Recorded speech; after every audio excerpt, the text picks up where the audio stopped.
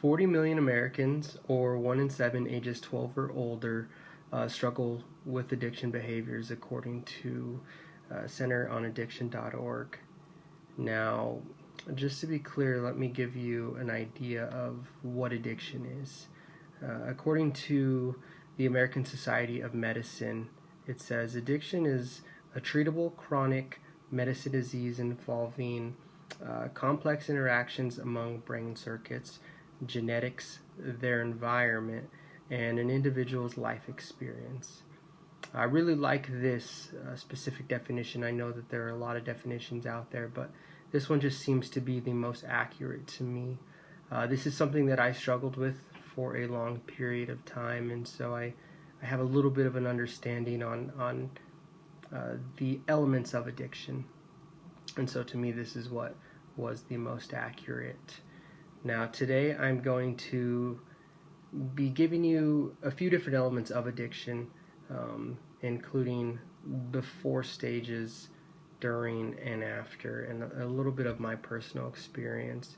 So just to begin, I'd like to start with maybe an awareness in the beginning of addiction, and maybe what to look for. I think number one right off the bat is choosing who you are around, the friends that you have, and what they're doing, the decisions that they're making. Because there's so many people out there that currently are struggling with different issues.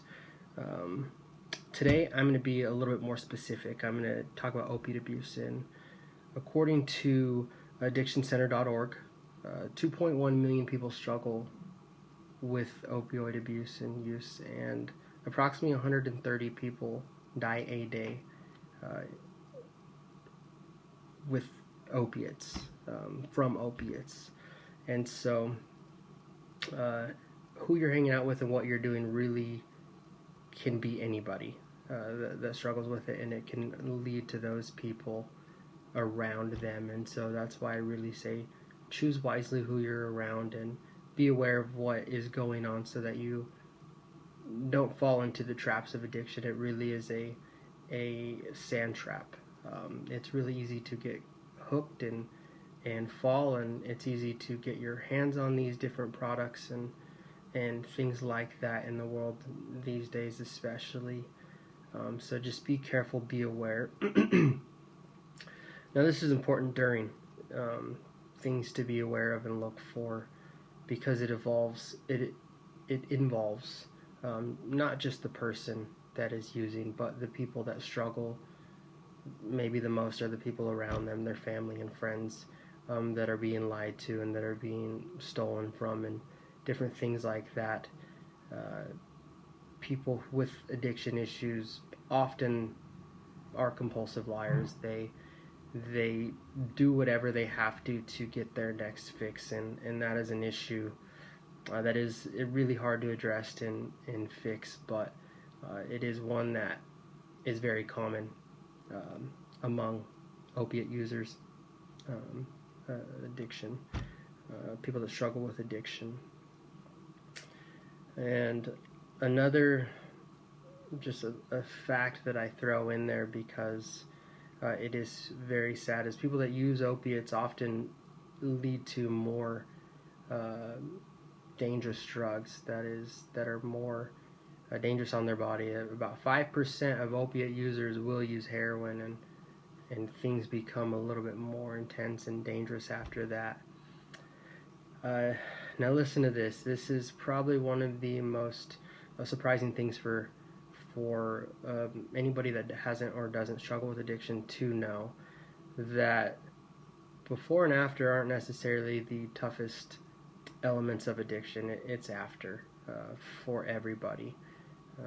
After the use of opiates especially, when someone is in recovery, they deal a lot with, especially immediately after, with withdrawals and cravings and manic states, high highs and low lows and different things like that.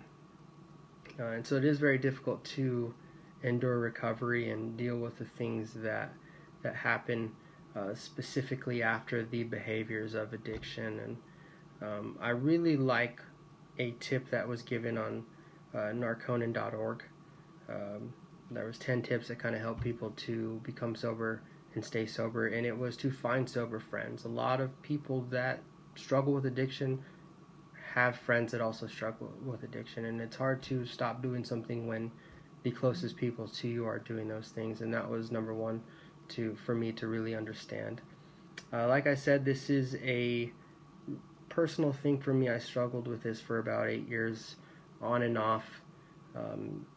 In the first year of my marriage, I struggled with it, and it took a lot of support and love to really help me get clean and endure the difficult times, all the physical elements that were really hard. And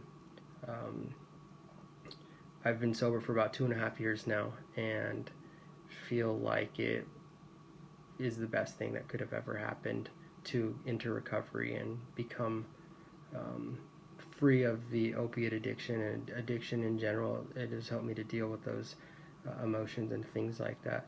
Just to conclude, I chose this topic because I think that college is a time when this really affects people, and it's early in their life and they want to experiment.